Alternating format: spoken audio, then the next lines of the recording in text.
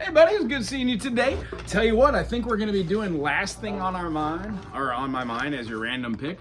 One of the things we do when we look at a piece of music is to see the key signature and then the time signature. I know that we spent a good amount of today going back through the legend.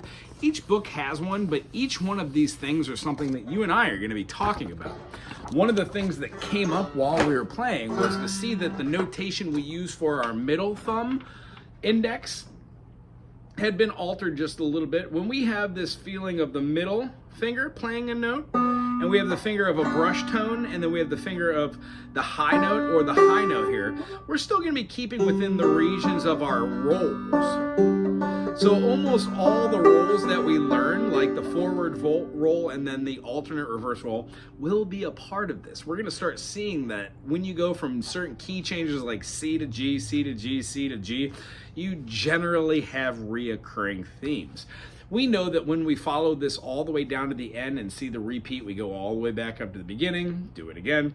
What I tried to show you today is when we read a song for the first time, we make sure, 1, we're on the right page, we have the right song. 2, what key are we in? 3, what is the timing? And 4, what's the tuning of this?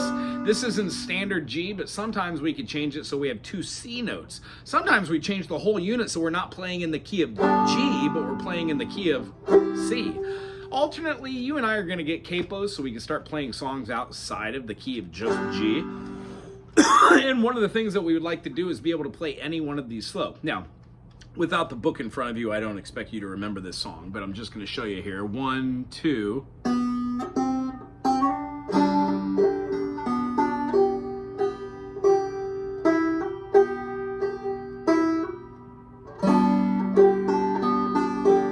That's the first line. The idea is we go slow, 1, 2.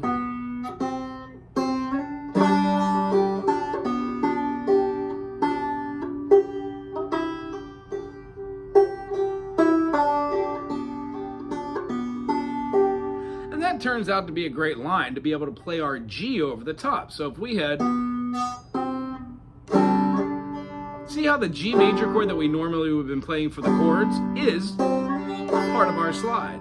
So do we necessarily need to use the first finger to slide up there? Nah, we could use the third finger if you want, or second or first. It's good to know how to use slide fingers on all of our fingers so we're used to doing them. So a great thing you could try this week is to slide from 1 to 3. And then maybe 1 to 4. And 1 to 5. What you'll notice is it's a lot easier to slide with your further fingers, like your ring finger, than it is with your pointer finger. At least that's my opinion.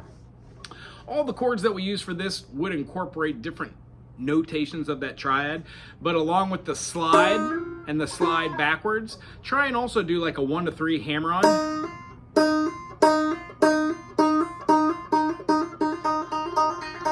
And then try and do pull-offs. Pluck the note, pull down and off. Try these on a bunch of different notes, working yourself all the way up your fretboard from, let's say, a whole step together. And then one of the last things that we worked on from the book was seeing like a bending chord. A half step bend is best suited by putting 2 fingers behind the note you're bending rather than just bending with the 1 finger. You can, but it feels much better to do a bend with alternate fingers. That is a half step bend. If we were to do a whole step bend, it would, of course, go up a whole tone. And I know that's a heck of a bend, so be careful when you're doing this so you don't hurt your fingers in the beginning. If you haven't developed calluses, you might cut yourself just a itty bit. However, I think you'll be fine. For next week, hopefully we'll add that book in. If not, you can take the book that I have here. If not, and we have that book there, you'll have your own brand new book, and we're going to be working from that probably for the next couple sessions. It'll be something that hopefully you'll go through and like to pick through, and we'll learn a couple songs together. We'll play a rhythm part and the melody part.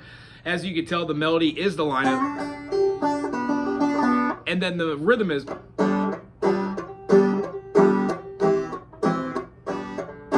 Generally for most of these, we might have open strummings. Other than that, what I'd like you to do to prepare, besides doing your hammer-ons and your slides and your pull-offs, You could also do, and those brushes, you could also do your chords for the key of C. C major, D minor, I'm sorry, D minor, E minors, F major, G major, A minor. We're gonna have our B diminished, and then our C again. If you can do that in the key of C, then I'm pretty sure you can figure out how to do that in the key of G, in the key of D, key of A, key of E, all of our sharps. That's what we're gonna work on individually. So I know you have your C majors, C major, D minor, E minor, F major, G major, A minor, B diminished, C. I would love for you to do the same thing in the key of G for next week. It's great seeing you. Till then.